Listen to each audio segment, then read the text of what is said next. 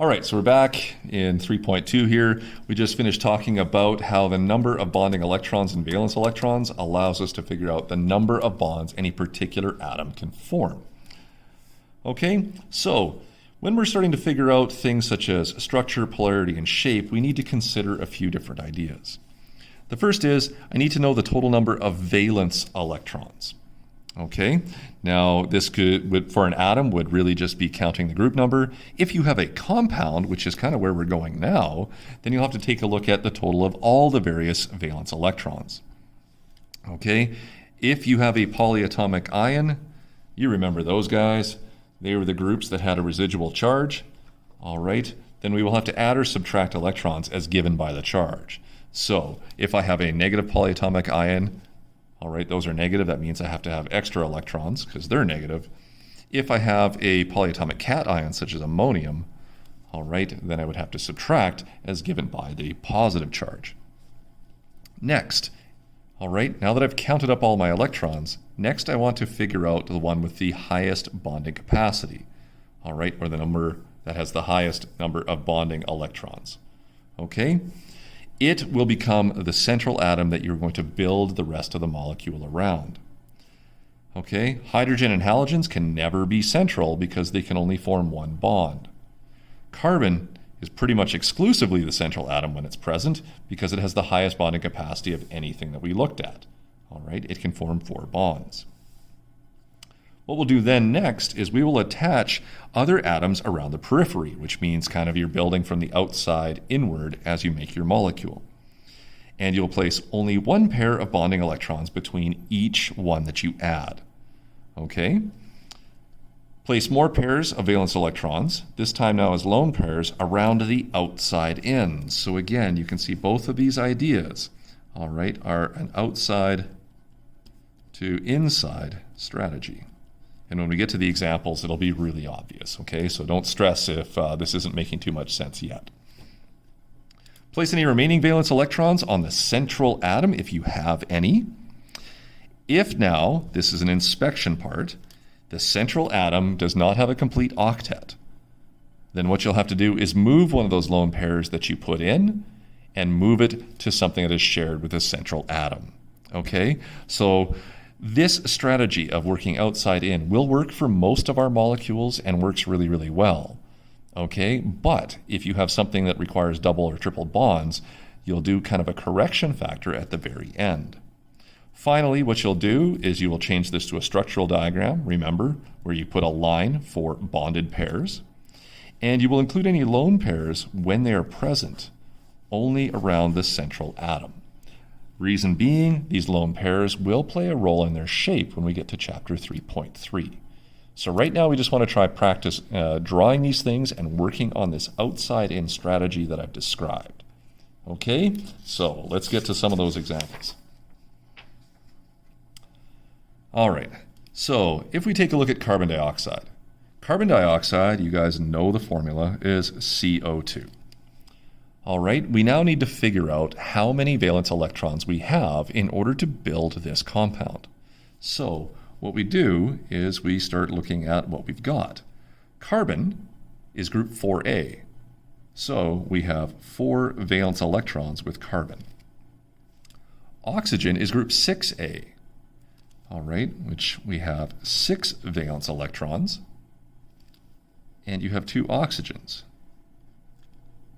So this gives us the total number of valence electrons. You have 6 times 2, which is 12, plus 4 more, where you have 16 electrons by which to build this. Okay, that was the first step that we had to do. Next step, which of these two things has the highest bonding capacity? Well, if we take a look at that chart that we just had on the previous page, okay, carbon has a bonding capacity of 4, oxygen has a bonding capacity of 2. Therefore, carbon should be my central atom, and that's the one I'm going to use to build this molecule. So what happens now is carbon will go in the center. All right. I will then put one pair of electrons to attach a peripheral oxygen, and then my other oxygen will go on the periphery as well.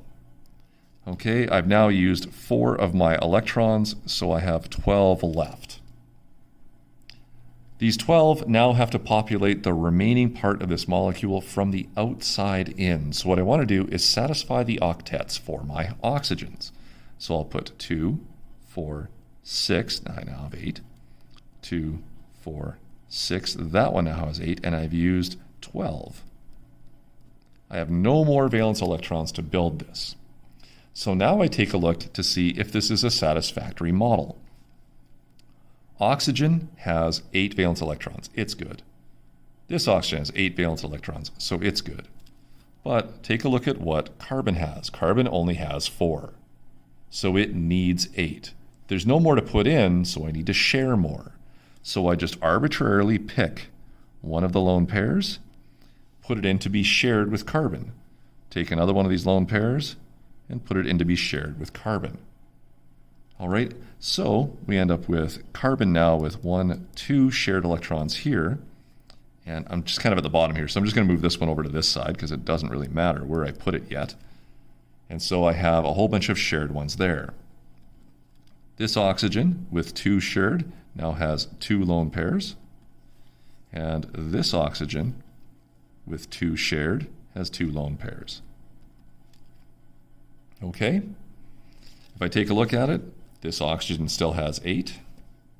This oxygen still has 8.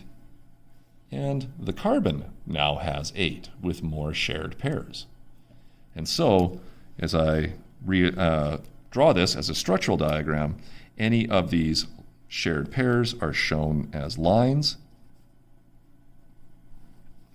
All right, and there's no lone pairs on the central atom, so there's no lone pairs shown in my structural diagram. All right, there's our first example. I hope some of the cadence made sense. We're going to go through it in the same order for everything else. Okay, for ammonia. Ammonia, as you recall, is NH3. Okay, so for NH3, I have N, nitrogen, which is in group 5A. So I have 5 valence electrons. Hydrogen group 1A has 1 valence electron, and there are 3 of them in the compound. So 3 times 1 is 3, plus 5 gives me 8 valence electrons in order to satisfy and make this molecule. Nitrogen with a bonding capacity of 3, hydrogen with a bonding capacity of 1 means nitrogen goes in the middle. I now have to attach my peripheral hydrogens. So I'll attach 1 here, 1 here, and 1 here. I've used 2, 4, 6 of my electrons. I have 2 electrons left. Hydrogen doesn't get an octet, remember? Hydrogen's in that first row, which only has room for a duet. It's that smallest valence shell. It's the exception to the octet rule on our periodic chart. So hydrogen only gets a duet. It has 2. It's good.